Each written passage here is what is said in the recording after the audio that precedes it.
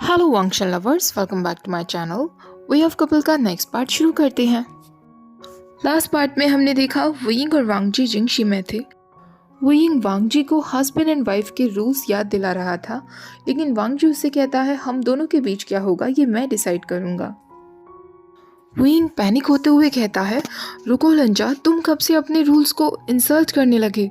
तुम ही तो थे ना जो अपने इन रूल्स को सबसे ज़्यादा रिस्पेक्ट करते थे। लेकिन वांगजी जैसे वुयिंग की इन बातों से डिससेटिस्फाइड लग रहा था। वो वुयिंग पर बहुत ज़्यादा वाइल्ड हो जाता है और अगले ही पल वुयिंग को अपनी लोअर बॉडी बहुत पेनफुल फील हो रही थी। वुयिंग की आंखों से आंसू गिरने लगे थे और उसकी बॉडी एक्सट्रीमली सेंसिटिव हो गई थी। वो बार बार अपने आसपास देख रहा था। अभी भी दिन का समय था और वांगजी को देखकर ऐसा लग रहा था कि वो सनसेट तक वुयिंग को नहीं छोड़ने वाला है। वुयिंग प्यार से अपना हाथ वांगजी के चीक्स पर लाते हुए उससे रिक्वेस्ट करते हुए कहता है लंजा, प्लीज़ जल्दी करो ना, ये अभी दिन का समय है। बाहर तक हमारी आवाज़ें जा रही होंगी। अगर गलती से भी तुम्हारे अंकल ने हमारी आवाज़ सुन ली ना तो उन्हें तो हार्ट अटैक ही आ जाएगा। वो बहुत नाराज़ हो जाएंगे। वांगजी एक सेकंड के लिए उसकी तरफ देखता है और फिर उससे कहता है मैं बिजी हूँ, मैं नहीं सुन पा रहा तुम जो भी कुछ कह रहे हो। वुयिंग एक बार फिर शॉक्ड रह गया था, क्योंकि पास्ट में वो जब भी वांगजी के सामने लैंचरेन का नाम लिया करता था तो वांगजी का चेहरा शर्म से लाल हो जाता था। लेकिन अब तो ऐसा लग रहा है जैसे वांगजी के अंदर कोई शर्म बची ही नहीं है, बल्कि वो ये दिखावा और कर रहा है कि उसने कुछ सुना ही नहीं है। वांगजी में सच में बहुत ज़्यादा प्रोग्रेस हो गई है। उनकी एवरी नाइट एक्टिविटीज़ के बाद वांगजी को अब पता था कि किस तरह वुयिंग को कंट्रोल करना है। उसे अच्छा एक्सपीरियंस हो गया था। वो वुयिंग के सारे वीकनेसेस जानता था। दूसरी तरफ वे वुशन को भी पता था कि वांगजी की सारी वीकनेसेस क्या हैं। ऐसा सोचकर वो जानबूझकर वांगजी से कहता है लंजा, प्लीज़ अभी तुम्हें रुक जाना चाहिए। मुझे लग रहा है कि शायद मुझे ब्लीडिंग हो रही है, प्लीज़ ज़रा चेक करके बताओ। जैसे ही वुयिंग ये बात कहता है वांगजी तुरंत रुक जाता है। वांगजी वुयिंग से अलग होता है और चेक करता है कि क्या उसे सच में ब्लीडिंग हो रही थी, पर उसे ब्लीडिंग नहीं हो रही थी। वांगजी उससे कहता है तुमने जानबूझकर कहा ना, और वो फिर से अपना काम शुरू कर देता है। इस बार वो और भी ज़्यादा रफ था। वुयिंग उससे कहता है और गागा, तुम सच में बहुत अमेजिंग हो, लेकिन अब मुझे छोड़ भी दो। मेरी पूरी बॉडी बहुत सेंसिटिव हो गई है। वांगजी अपनी गहरी वॉइस में उससे कहता है वुयिंग, चिल्लाना बंद करो। कुछ देर बाद वुयिंग थक हार कर फ्लोर पर ही लेट जाता है। वांगजी भी उसके ऊपर था। वांगजी के ब्लैक स्वेटी हेयर वुयिंग की बॉडी पर आ रहे थे। वुयिंग वांगजी के बालों में हाथ फेराता है, उसे चीक्स पर किस करते हुए कहता है लंजा, तुम सच में अमेजिंग हो। वांगजी भी उसको चीक्स पर किस करता है, उसके शोल्डर्स से पकड़ता है और दोनों खड़े हो जाते हैं। वुयिंग को लग रहा था कि वांगजी को शाय फील हो रहा है और वो अंदर ही अंदर मुस्कुराने लगता है। वुयिंग उठकर अपने कपड़े उठाने वाला था कि तभी वांगजी सडनली उसे किस कर लेता है। किस के बाद वुयिंग वांगजी के फेस की तरफ देखता है। उसे थोड़ा सा कंफ्यूजन हो रहा था। वुयिंग उससे पूछता है क्या हुआ लंजा। वांगजी अपनी झुकी हुई नज़रों से वुयिंग के कान के पास आकर स्लो वॉइस में कहता है अभी मेरा मन नहीं भरा है। ये सुनने के बाद तो वुयिंग की आधी बॉडी जैसे नम हो गई थी। वो वांगजी की तरफ देखते हुए कहता है क्या कहा तुमने। वुयिंग को अब फाइनली समझ आ रहा था कि लैन एंसेस्टर्स ने क्यों इस तरीके के रूल्स लैन क्लैन में बनाए होंगे, क्योंकि उनके एंसेस्टर्स को पता होगा कि उनके फैमिली मेंबर्स इस तरीके की चीज़ों में कुछ ज़्यादा ही टैलेंटेड हैं। वो नहीं चाहते होंगे कि उनके फैमिली मेंबर्स अपने पार्टनर्स को इस तरह तंग करें, इसीलिए उन्होंने हफ्ते में 2 बार का ही रूल बनाकर रख दिया होगा। वुयिंग अब वांगजी से डरते हुए भागने लगता है और उससे कहता है लंजा, मुझे जाने दो। हम इतनी लाउड आवाज़ें कर रहे हैं, हम इतनी देर से यहाँ बंद हैं। तुम्हारे अंकल को पता चला ना तो अपने हाथ में व्हिप लेकर यहाँ आ जाएंगे।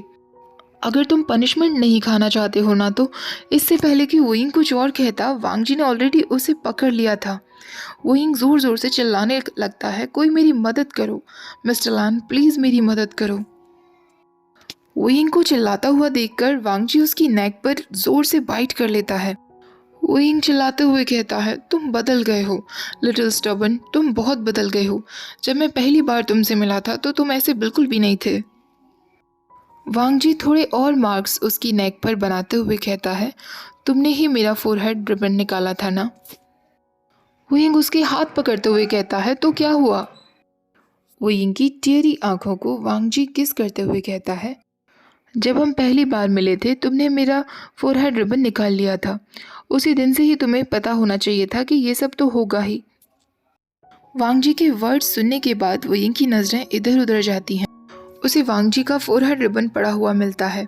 वो खुशी से तुरंत उसे अपने हाथ में उठा लेता है और वो वांग जी के फोरहेड पर बांधने ही वाला होता है कि वांग जी उसके हाथ से छीन लेता है और फोरहेड रिबन को साइड से रख देता है।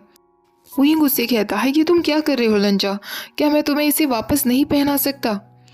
वांग जी उससे कहता है, जब तुमने इसे एक बार निकाल ही दिया है तो अब तुम अफसोस नहीं कर सकते। कुछ दिनों से वुयिंग कोल्ड स्प्रिंग नहीं गया था और वो अपनी सारी हरकतें करता था क्लाउडसिस में जो वो पहले किया करता था। मंकी की तरह इधर उधर जाता रहता था, रूल्स तोड़ता रहता था, लेकिन टीचर्स उससे अब कुछ नहीं कहते थे। क्लास में भी अब उसे कोई क्रिटिसाइज नहीं करता था, चाहे वो कितनी भी नॉन स्टॉप बातें क्यों ना करे। ये अभी किसी को नहीं पता था कि सारे टीचर्स को अब वुयिंग की इन हरकतों की आदत हो गई है या वो हार मान चुके हैं वुयिंग के सामने। कुछ ऐसे भी बच्चे हुआ करते थे जो इस बात से अनकन्विंस्ड थे, तो टीचर उन्हें हमेशा बताया करते थे, वुयिंग ने लन क्लैन को ज्वाइन ज़रूर किया है, लेकिन वो एक मैन है तो उसे वो रूल्स फॉलो करने की ज़रूरत नहीं है जो वुमेन फॉलो करती हैं अपने हस्बैंड की फैमिली के लिए।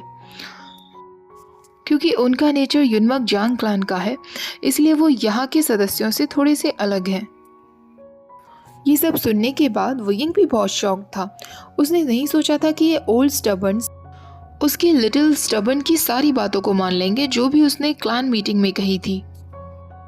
ये गोसु क्लैन की तरफ से एक नया इनिशिएटिव था। वी हुशन की सारी हरकतें शुरू हो गई थी जिन्हें वो ओल्ड मैन ज़्यादा से ज़्यादा इग्नोर करने की कोशिश करते थे।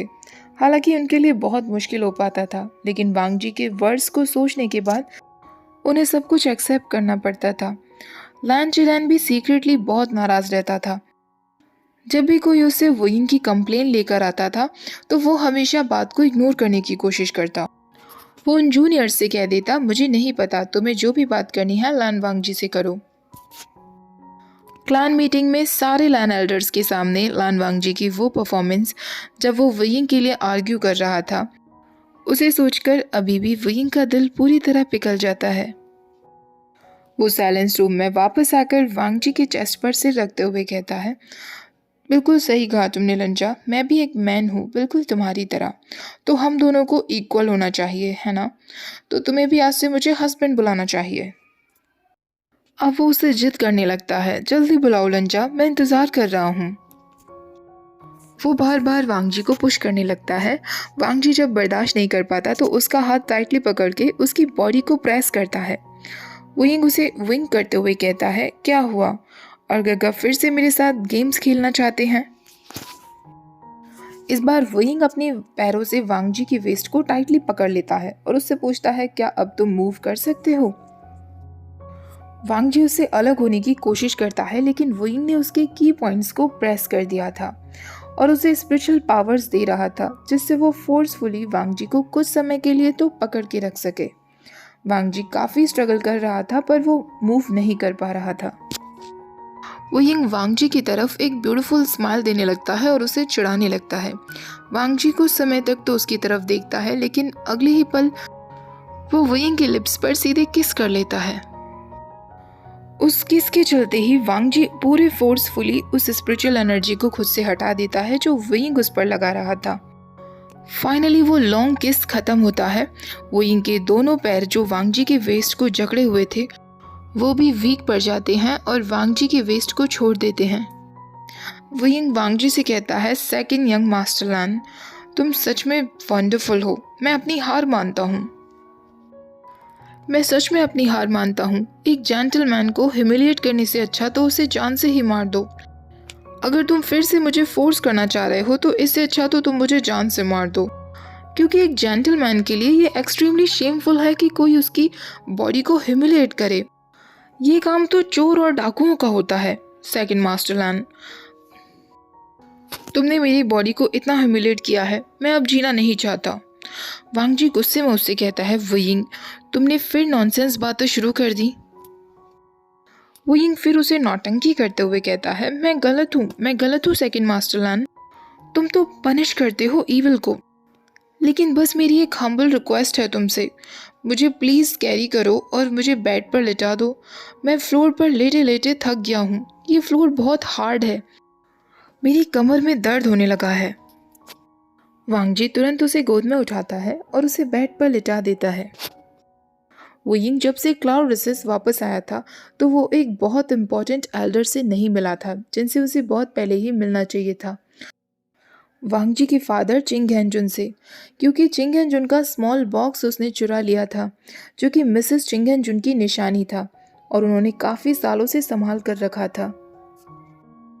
उस बॉक्स को वापस करने के लिए भी वो यिंग ने चैंग फेंगम्यान को बोल दिया था, वो खुद चिंग हेंजुन को उसे वापस करने नहीं आया था और इस बार उसने सोच लिया था कि वो अपने किए की माफ़ी चिंग हेंजुन से मांगने के लिए जाएगा। वांग जी ने वो यिंग को बताया था कि जब से वो यिंग क्लाउड रिसेस छोड़कर चला गया था, चिंग हेंजुन अक्सर डेली एक्टिविटीज़ में पार्टिसिपेट किया करता था, क्लैन डिस्कशन किया करता था और अपने दोनों बेटों के बारे में अक्सर पूछता रहता था। सारे क्लैन के मेंबर्स एकदम सरप्राइज थे, क्योंकि कभी भी उन्होंने चिंग हेंजुन को इस तरह नहीं देखा था। एक दिन वांग जी वो यिंग से आकर कहता है, हमें फादर के पास चलना चाहिए। ये सुनकर वो यिंग को अचानक से डर लगने लगा था। वो यिंग एप्पल खा रहा था जो अब उसे बिल्कुल भी स्वीट नहीं लग रहा था। वो यिंग वांग जी से पूछता है, लंजा, क्या तुमने उन्हें देखा? उनका मूड कैसा था? क्या मैं जिंदा वापस आ पाऊंगा? वांग जी वो यिंग के फेस को साफ करता है जहां एप्पल का थोड़ा सा पीस लगा हुआ था और उससे कहता है, फादर थोड़े से गुस्सा दिख रहे थे। वो यिंग उससे कहता है, क्या सच में? और वो वांग जी की लॉन्ग स्लीव्स में अपना फेस छुपा लेता है और उससे कहता है, मैं नहीं जा रहा, मैं बिल्कुल नहीं जाऊंगा। वांग जी अपनी स्लीव से उसका फेस बाहर निकालता है और उससे कहता है, पागलपंती मत करो वो यिंग, ज़्यादा से ज़्यादा वो थोड़ा सा डांटेंगे और कुछ नहीं। वो यिंग उससे कहता है, जब चिंग हेंजुन डांटते हैं तो वो कैसे लगते हैं? वांग जी अपनी आंखों को नीचे झुका लेता है और उससे कहता है, मुझे नहीं पता, फादर ने हमें कभी नहीं डांटा। इस वक्त वो यिंग अपने लंजा को थोड़ा सा प्यार करना चाहता था। उसे पता है कि उसके लिटिल स्टबन को बचपन से ही फादर का प्यार नहीं मिला है। वो कुछ समय बाद वांग जी से कहता है, लंजा, क्या तुम भी चिंग हेंजुन से डांट खाना चाहोगे? वांग जी ना में सिर हिलाते हुए कहता है, मैं बस खुश हो जाऊंगा अगर फादर मुझसे बात करें तो। वो यिंग जंप करके सीधे वांग जी की गोद में ही आ जाता है। दोनों गिरने ही वाले थे, लेकिन वांग जी ने संभाल लिया था। वो यिंग उससे कहता है, लंजा, तुम्हें तो पता ही है ना, एक ऐसा इंसान जिसने कभी ना डांटा हो वो कितना टेरेबल बन जाता होगा। मुझे याद है एक बार युनमग में मैंने रात के समय एक फिश को बेक करके खाया था और मैंने उस वजह से ऑलमोस्ट एंसेस्ट्रल हॉल को जला ही दिया था। अंकल जांग ने मुझे बहुत डांटा था। मुझे तो लगा था कि वो इतने नाराज़ हैं कि मुझे युनमग से बाहर ही फेंक देंगे। वांग जी उसे गले लगाते हुए कहता है, तुम चिंता मत करो, मैं हूं ना तुम्हारे साथ। वो यिंग फिर उससे रोते हुए कहता है, हस्बैंड, अगर मैं इस बार जिंदा नहीं बच पाया तो तुम दूसरी शादी नहीं करोगे, वरना मैं एक घोस्ट बन जाऊंगा और तुम्हें हमेशा सताऊंगा। वांग जी उससे कहता है, तुमने फिर अपना पागलपन शुरू कर दिया, जल्दी चलो वो यिंग, फादर हमारा इंतज़ार कर रहे हैं। दोनों चिंग हेंजुन के पास पहुंच जाते हैं। वो यिंग अभी भी अपने घुटनों पर बैठा हुआ था। तभी चिंग हेंजुन वांग जी को अपने पास बुलाता है। वो यिंग को लगता है चिंग हेंजुन उससे बहुत ज़्यादा नाराज़ होगा, लेकिन वो देखता है कि चिंग हेंजुन तो वांग जी को हक कर रहा था। वो वांग जी के बालों में अपने हाथ फहरा रहा था। उसके लिप्स कप कपा रहे थे, जैसे वो वांग जी से कुछ कहना चाहता हो, लेकिन वो नहीं कह पाता। वांग जी भी कम्प्लीटली शॉक में था।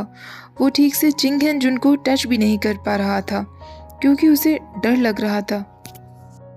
चिंग हेंजुन आखिरकार उससे कहता है, अभी मैं बस तुम्हारी मदर के बारे में सोच रहा था वांग जी, इन सभी सालों के लिए क्या तुम मुझे ब्लेम करते हो? वांग जी ना में अपना सिर हिलाता है। उसके फेस पर कोई भी एक्सप्रेशन नहीं थे, हमेशा की तरह शांत। वुयिंग वांग जी को देखकर सोचने लगता है कि लंजा शायद उसी की तरह है। टीनेज में ही उसने अपने पेरेंट्स के प्यार को खो दिया और तो और उसके ऊपर क्लैन मेंबर्स की एक्सपेक्टेशंस का बर्डन आ गया था, रिस्पॉन्सिबिलिटी आ गई थी। क्योंकि चिंग एंड जुन एब्सेंट थे, इसीलिए उनके दोनों बेटों को एडल्ट होने से पहले ही सब कुछ सिखा दिया गया। अपनी उम्र के लोगों के साथ खेलना, मस्ती करना, ये सब वुयिंग अभी तक एंजॉय करता है, पर वांग जी के साथ तो ये सब कभी भी नहीं हुआ। शादी के बाद भी वांग जी वुयिंग का हमेशा ख्याल रखते आया है, उसकी डाइट का, उसके होमवर्क का। लेकिन वुयिंग ने क्या किया, मदद की जगह वो और परेशानी खड़ा करता गया। वुयिंग सोचने लगता है फ्यूचर में वो लान चुचैन से बहुत कुछ सीखेगा कि क्लैन अफेयर्स को कैसे मैनेज किया जाता है, जिससे वो वांग जी के बर्डन को थोड़ा कम कर सके और उसकी मदद कर सके। वांग जी जब वापस अपनी सीट पर आता है, उसके हाथ और पैर अभी भी स्टिफ थे, जैसे वो अपने फादर से हग करने के बाद अभी भी रिकवर ना कर पाया हो। वुयिंग उसकी तरफ स्माइल करता है और उसके हाथ को पकड़ लेता है। वांग जी और वुयिंग दोनों एक दूसरे की तरफ देख रहे थे, तभी चिंग एंड जुन उनका ध्यान अपनी तरफ खींचता है। वुयिंग चिंग एंड जुन की तरफ बहुत ही डरते हुए नज़रों से देखता है। वो उनसे कहता है, चिंग एंड जुन, सॉरी, मेरे कहने का मतलब है फादर, मैं गलत था। मुझे मदर के सामान को इस तरह नहीं चुराना चाहिए था। मैंने आपको दुखी किया है। आप चाहे तो मुझे मार सकते हैं, मुझे डांट सकते हैं। वांग जी भी अपना सिर नीचे झुका लेता है और कहता है, फादर, वुयिंग को ब्लेम मत करिए, ये सब मेरी गलती है। मैंने ही उसे अच्छे से ट्रीट नहीं किया था, इसीलिए उसे ये सब करना पड़ा। आप प्लीज़ उसे कुछ मत कहिए, सारी मेरी गलती है, मुझे पनिश करिए। चिंग एंड जुन कहता है, शुरुआत में मैं काफ़ी नाराज़ था, लेकिन अब मेरी सारी नाराज़गी जा चुकी है। आशियन ने मुझे बहुत सारी चीज़ें समझने पर मजबूर कर दिया है। मैं उसे थैंक्स कहना चाहूँगा। वुयिंग उनसे कहता है, मुझे थैंक्स, लेकिन क्यों? चिंग एंड जुन कहता है, एग्जैक्टली। और आज मैंने एक और बात सीखी है कि वांग जी की मदर ने ये जो निशानी छोड़ दी थी, ये एक्चुअली तुम्हारी ही है, तो ओरिजिनली इसे तुम्हें ही रखना है। तो तुमने जो किया उसे चोरी नहीं माना जाएगा। वुयिंग फिर से शॉक्ड हो जाता है और कहता है, ये सब मेरा है? तो आपने इस बॉक्स को पहले कभी खोलकर नहीं देखा था? चिंग एंड जुन मना कर देता है और वुयिंग से कहता है, तुम इसे खोल सकते हो और देख सकते हो कि इसमें क्या है। और यहीं पर चैप्टर 96 भी ख़त्म हो जाता है। चैप्टर 96 तक ही अभी तक ये स्टोरी अपडेटेड है। आगे के चैप्टर्स आने के बाद मैं भी यहाँ पर उसकी एक्सप्लेनेशन शेयर कर दूँगी। ओके, आई होप आज का पार्ट भी आपको पसंद आया होगा। वीडियो पसंद आई हो तो लाइक, शेयर और चैनल को सब्सक्राइब करना मत भूलिएगा। Thank you for watching. Bye bye.